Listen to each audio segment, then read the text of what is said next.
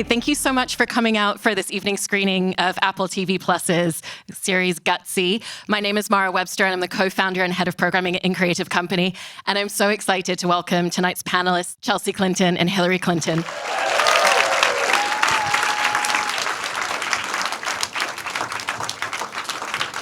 Oh gosh, thank you. My boot and I are very happy to be here. I wanted to start off by talking a little bit about the central ethos and kind of the tone of the show, because one of the things that really struck me is you're talking to so many people, and in particular, you talk to a lot of women who've faced a lot of different experiences of adversity, and yet watching the show, there's such a sense of hopefulness and positivity, and so you really feel this huge sense of possibility in watching it. And I was interested in if that was something that you really set out consciously to create in the tone of the show when you started developing it.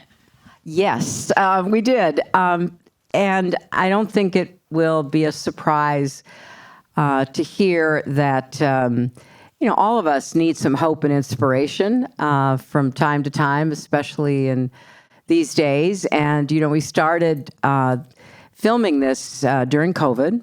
And so part of the challenge for us was to not only bring some, positive stories to the screen that people could relate to and maybe feel connected in a way that would help them. But also, just speaking personally, it was really important for me to go out across the country and also, as you saw, to Paris, to hear from people who had struggled, who had dealt with challenges, who had had losses.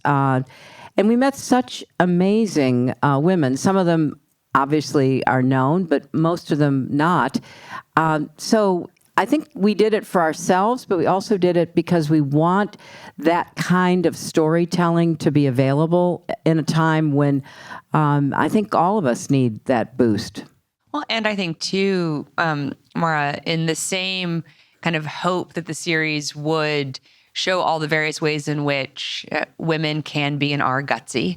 And I will say one of the most moving experiences for me, since the show came out, are the people who come up to me, particularly candidly, the men who come up to me to say, thank you for prompting me to ask, my wife, my mother, my sister, my daughter, like, how have you had to be gutsy? Like, what does that look like in your life? And for now, how much more I've learned about the people that I love. And it wasn't only, though, the gutsiness that we wanted to show kind of a fuller spectrum of, but also joy. We talk, with Megan Thee Stallion and others about kind of, the radical nature of joy, particularly when that isn't what the world expects of you, particularly given how the world may have treated you recently. And so for joy, to be kind of just a self-claiming act also is a real form of gutsiness for us. And to show that, throughout comedy, where it may be more obvious, but also kind of when we're talking to women who are, fierce defenders of nature, women who are kind of fierce defenders of what it means to them to bring love into the world or to mother in the world, was really important to us. And to do that in a very multi-generational way. Because I think sometimes in this country, we tend to particularly look down on the joy of older women, and to be able to show Dolores Huerta and some of, I think, like the most extraordinary figures in American history being so clear about talking about the ways they'd been gutsy, but also so obvious in the ways they were showing joy was just a real gift to be able to be part of. In going into these conversations, it feels like you're never talking to people and asking them for definitive answers or solutions to problems. When you're talking to a female firefighter, you're not saying, how do we get more female firefighters? It's, what has your experience been? And so it's this really beautifully open-ended conversation with the participants, and then also for the experience of the audience in watching it. Was that equally something that felt very important in how you both approached these interviews and these conversations? Yes, because we wanted to really put the spotlight or whatever, attention we could bring because of who we are on these other women, because we wanted their stories to be at the center of what we were doing. we wanted to like do things with people. So we would ask, what do you want to do during our time with you? And you mentioned the firefighters. Well, obviously we were thrilled when they said, we want to show you what it's like to be trained to be a firefighter. Did you put on the gear? Remind me. Did you do all of the various tasks that one does? Well, I kind of sort of morphed into a supervisory role. I was listening to you, and my mom was like, so, they wanted to show us what it meant to be a firefighter. And I was like, really? Was that you, or was that me? Yeah, well, I thought it was important to... You were a very good cheerleader. Yeah, I was a good cheerleader, and it did weigh like 50 pounds. And the hose was impossible, trying to hold the hose. So I was really proud of you. You came in at the end. I mean, you came in at the end for like the photo to hold the hose. It's okay. It like reminds me when my mom was running for Senate in 2000, and we were at the National Polish Festival in upstate New York, and the National Polish Polka team from Poland was there. This attractive young man came up to my mother, and I'm sure Huma remembers this because she was there, and he put his hand out and he said, Mrs. Clinton, like, I would love to polka with you. And she put her hand on my back and she said, my daughter would be so honored. So this is a familiar dynamic. Yeah, and there were a few other examples of that, like when Sylvia, the amazing woman who'd climbed, the Peruvian American who'd climbed all 7 of the highest mountains, told us she wanted to rappel down a waterfall with us. I said, my daughter has always wanted to rappel down a waterfall. I mean, we did have a lot of fun. But I mean, I think that brings up such a great point, because for both of you, we see a lot of moments where you're each pushing yourselves outside of your comfort zones, whether it's putting on firefighter gear. Hillary, you yourself are in a dance class saying, I feel like it skipped a generation, but you still jump in, you both go to clown school in Paris. And it's something that I felt really opened up the conversations, because it said to the people that you're talking to, we're willing to go into a space as well as asking you to. And so how do you feel like doing those sorts of things and facing fears really opened up a lot of the conversations that you were able to have? Well, I don't think it would be authentic or consistent, to ask people to do things that we weren't willing to do.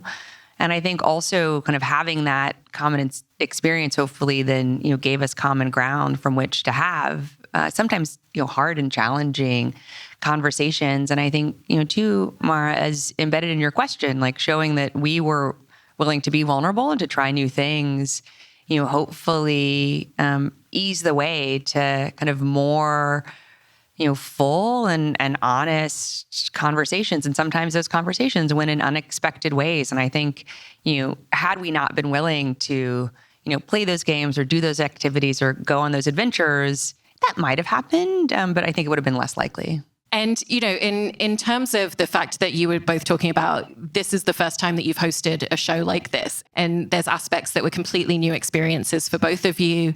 What were some of the challenges and learning curves that were at hand for both of you? And how did you look to people like Anna Chai, who's the showrunner of the series, and the directors that you were working with to really guide you in certain spaces? Well, we were total novices. I mean, it's one thing to be interviewed and you walk into a room and the lights are set up and somebody puts a lav mic or a boom mic and you sit down and you answer questions and then you get up and you leave. It's something else to, see literally behind the scenes as all of this extraordinary work is being done. And Anna, the showrunner, the directors, the camera guys, the sound, the light, everybody. It was just such a revelation for me to understand how much went into what I had seen on screens, going back decades. And I came away extraordinarily impressed at the professionalism and the real understanding of what it would take to try to center our guests, because that's always what we were hoping to achieve. And we had fun. I mean, the people we worked with, and like I said, it was during COVID. I mean, we were being COVID tested every, 15 minutes practically. And it was pretty intense. Nobody got sick. Everybody was, really, really hyper careful because obviously we wanted to get everything filmed. But it was fun. The people were really supportive of us. They taught us a lot. They knew we knew nothing, so we were starting from that basis. It was just an incredibly positive experience. And I've heard Anna talk about the series and say that the two of you not only were interested in feedback, but specifically would ask and say, give us feedback along the way through this experience. Is that something that's always a key component for the two of you, particularly when it comes to a creative process like this? Yeah, I think, I learned from both of my parents, really the discipline of lifelong curiosity and learning.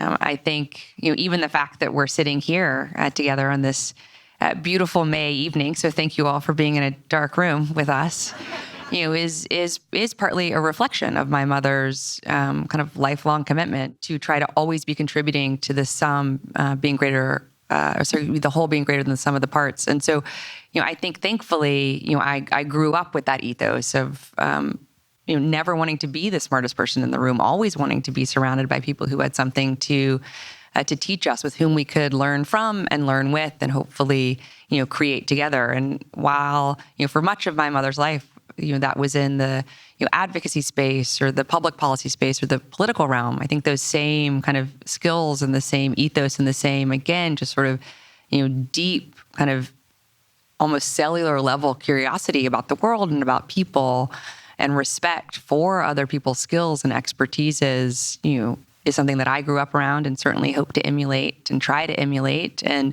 very much is just part of who we are, and very much was part of our experience. And we're so thankful that, we had so many extraordinary people, on this journey of Gutsy that we learned so much from, and we know we would still have so much more to learn because we were still learning the last day of filming, or the last day of voiceover, or the last day of looking at color correction.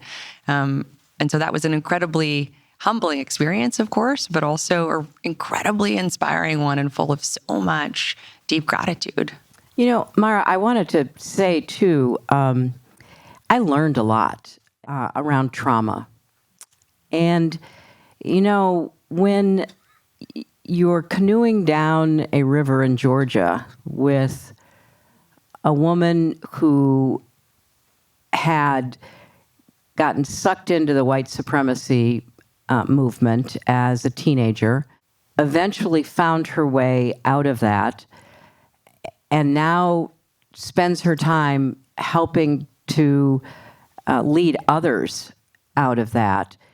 In the other canoe with Chelsea is a young woman who, in part because of the Shannon who I was with in the canoe, talked to her and explained how she'd been literally misled, taken advantage of, and how they were, working to help reconstruct her life. It was so incredible because then I went and spoke with the mother of Heather Heyer, who was murdered in Charlottesville, and another woman, African-American woman, whose young son was murdered in a hate crime, and listening to them trying to figure out how to deal with that trauma and that grief in a way that didn't make them bitter and angry and filled with hatred, but tried to help them reach out to other people. I mean, it was such an extraordinary privilege to be with them and other women, like, the amazing woman I met in Northern California, the Native American who's working to try to heal intergenerational trauma. And, when I look at our country today and I see, so much pent-up anger and fear and scapegoating and finger-pointing and lashing out, there's a lot of trauma that people are not dealing with and that has to somehow be, processed because it has real consequences. I mean, something that the two of you have both touched upon as well is just the way that you're listening and learning from these people. And I feel like in watching the two of you in this show, and you're both such active and engaged listeners in these conversations, and you really kind of lean back and give other people the space a lot of the times. But there are also moments where you both come forth and share very personal things as well, which in turn also equally opens up the conversation. And so I was interested in kind of how you found the dynamic and the balance of that approach, and making sure that you were always creating space for other people and finding those moments where sharing a piece of yourself would open something else up. It was just organic. I mean, I guess I wish I could say that it had all been maybe choreographed in some way if it felt so kind of seamless to you. But as my mother just shared, we spoke to, many of the women whom we are so honored to be able to kind of share with audiences in Gutsy for, many hours, even if then ultimately it was, distilled into, only a handful or a couple of handfuls of minutes. I do think, though, my mother and I, this will not surprise probably any of you, do enjoy doing our homework. And so not only for some of the women, we'd done an enormous amount of research already because they were included in the book of Gutsy Women, which kind of preceded the show. But then we were so lucky to work with, wonderful teams of researchers at Apple and as part of the production. And, so much information and so many stories were surfaced for us, or kind of other interviews that the women may have been part of, work that they may have kind of generated, and content they had authored, or curated into the world. And then we certainly went out and kind of found even more. And so I think that the kind of level of just preparation and then reflection and kind of consideration really helped then prepare us to be able to have those organic moments. I love that. And did you find that there were moments where what the research and the homework needed to be for each of you sometimes was very similar and other times would be a little bit different? For example, when you talk to Megan Thee Stallion, you're such a fan of her music and have been for a long time. And I know that you were kind of being newly introduced to a lot of her music, but did a lot of homework on that. I didn't have to listen to her music for the first time. That is true. Yes, well, yes, there were a number of moments like that. And I really credit Chelsea for bringing me along and helping me broaden my horizons. We were doing interviews for the show when it first came out on Apple, and Chelsea is a great fan of rap and has been for many years, and has slowly tried to educate her father and me in a way that I appreciate. And she's so willing to be incredibly honest about what she's thinking and feeling in every moment about everything. And that was really helpful to me, because she had a rapport, particularly with a lot of the younger women, and she has a view of a lot of these issues that is somewhat different from mine. So we kind of melded it all together. And one of the really sweet things in watching the show and watching your relationship together on screen is kind of seeing the little idiosyncrasies and seeing these moments where it feels like you're watching and observing each other even. I love that after the dance class, the camera kind of quietly catches you basically being really proud of your mom. And I was interested for both of you in what were some of the moments where you found yourselves just being very observant of one another, and that you started to find a lot of pride in what the other person was doing or the conversation that they were having with someone. Well, certainly that moment. Also, I really enjoyed, and maybe this was more me being part of my mother's joy, but when we went forest bathing, which my mother had talked to me about, and I kind of was like, really, we're going to go forest bathing? And now I feel a little bit like my children when they learn a new word, and then they're so excited to point out every time. I now feel that way about forest bathing. Like, I see advertisements for forest bathing and articles about forest bathing everywhere. I mean, even I was in Madison Square Park, which is near where we live, the other day, and I took a picture of the sign because it was like, we can even have local forest bathing. Meet here Thursday evenings at 5 p.m. And I was like, oh my gosh, forest bathing has come to like the middle of Manhattan, Mom. Like, you clearly were in the vanguard. Like, you knew something that I didn't, which you all is know often what forest true. bathing is? Okay. Oh, you asked for it. This is... No, I mean, there's a Japanese term for it, which I can't remember at this exact moment, but it's truly to just go into the forest and, be taken in by your surroundings and feel as though you and the trees are almost of one. And it's an incredible concept, which I encountered years ago. So in one of our walks in the shows, we were in this beautiful, forest setting. So I was telling Chelsea about forest bathing, and she was looking at me very skeptically. And then, as she just said, she now sees this concept everywhere she looks. But my mother was like bathing in the forest. I mean, like her arms were going around, and she was like looking up at the canopy, and it just. Well, look, I mean, I walk in the woods to save my sanity, yourself. And so Yes. you gotta find it where you could get it. Oh yes, yeah, exactly. But I think there were a lot of moments where we kind of caught each other's eye, and we thought about that. I mean, you saw the clown school. That was quite a revelation, and that was something that, again, I learned a lot about. And Chelsea was, much more sort of into it quickly than I was. But there were a lot of moments in the filming when she would pick up on something that somebody would say and understand sort of the deeper meaning of it. I thought her conversation with Jane Goodall was just so touching because, again, it was intergenerational because Jane also had a young environmental activist with her. And just to kind of capture that moment of, Jane Goodall passing on this lifetime of committed work on behalf of our planet and trying to really capture that, encapsulate that. And with moments between the two of you as well, I wanted to ask about the filming of a lot of the interstitial moments between the interviews as well, because those are really lovely to watch. And, sometimes it's the two of you sitting on a park bench in Paris, sharing memories of humor and jokes from growing up. And sometimes it's watching the two of you driving around Little Rock or going to the Met Museum because that's a meaningful place. And so how did you work to really interweave those moments in a way that would always feel very personal and very connected? Oh, goodness. Well, I think the interweaving, if we're kind of asking about the verb, we don't deserve any credit for that. I mean, that certainly was the directors and Anna and the editors.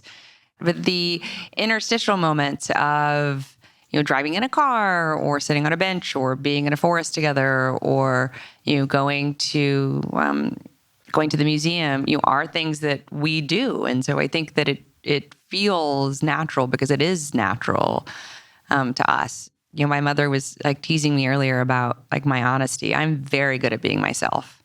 I'm very not good at being anyone else. Like I don't do fake well. And I'm sure all of you can psychoanalyze why that has been important to me to not try to find that skill set in my life. And so it was quite easy when, Anna would say, like, we need you to go walk around the Met. And we're like, great, we go walk around the Met. Like, that's something that we would do. Or just to talk about our lives because, I think it's quite clear we're very close and we talk a lot. And so that also just feels like, the continuation or a window into, something that, otherwise would, of course, be happening. Yeah, but like one thing we would not have done. Oh, no, I should say one thing I would not have done is tango. Talk about your comfort zone with a camera. Okay. But that's what Goldie Hawn wanted to do. She wanted to take a tango lesson. So we did. And of course, she and her daughter are great dancers. And my daughter is a great dancer. And that about sums up the tango scene. But, again, it was wonderful to watch them and to see this incredible couple of tango instructors showing us what to do. And it really made me happy that we were all together doing that and then having a great conversation about raising daughters and being mothers. I love that. And as you went through the experience of making the show, obviously you start out going through the creative development process of a show with an idea of what it's going to be. And in particular, with this approach of what does it mean to be gutsy and having the experience of having created a book already. how do you feel like that really has become such a living, breathing entity and has continued to evolve your ideas of what it means to be gutsy in a lot of ways from the conversations and the experience of making the show? Well, I think that's part of the hope of the show and the book before it is, we know so many people and obviously so many women who have had to be gutsy in their lives. And, they're often overlooked. Their gutsiness is not respected or appreciated. They oftentimes don't even see it in themselves. And so part of our hope was that we could elevate this idea, and we deliberately chose that word. There are a lot of other words we could have used: courageous, resilient, etc. But gutsy had that kind of visceral sound and feeling to it that we wanted people to almost, get started a little bit and think about, wow, when I really think about it, my mom was really gutsy, or hey, what I just went through was pretty gutsy. Because I think people need that sense of, empowerment and agency and being, feeling confident about themselves. Look, I think we're living in a really tough time, and it was tough before COVID. It's a lot tougher after COVID, and we're still living with a lot of the repercussions of that. And, for me, people have to find that internal sort of gutsiness and use it for themselves. But what we liked about the women we spoke to is they also found ways of using it for others. And that was really important for us to not just be gutsy on behalf of yourself, although that's critical, but use that then to help others, find their own way forward. And I think too, Mara, truly what I shared earlier of the people who I know don't just come up to me, but come up to my mom and to Anna, because she certainly has shared similar kind of anecdotes of people who then talk about the different conversations they're having, in their lives with their friends, yes, and also, importantly with their family. And I think too, we hoped that this would be empowering. We didn't want, viewers to watch this show, whether kind of, younger or older or anyone in between, and to feel like, oh, I could never do that. We wanted viewers to watch the show and think, oh, I'm already doing that, or oh, I could do that, or oh, maybe I can be a little more uncomfortable to learn something more about myself.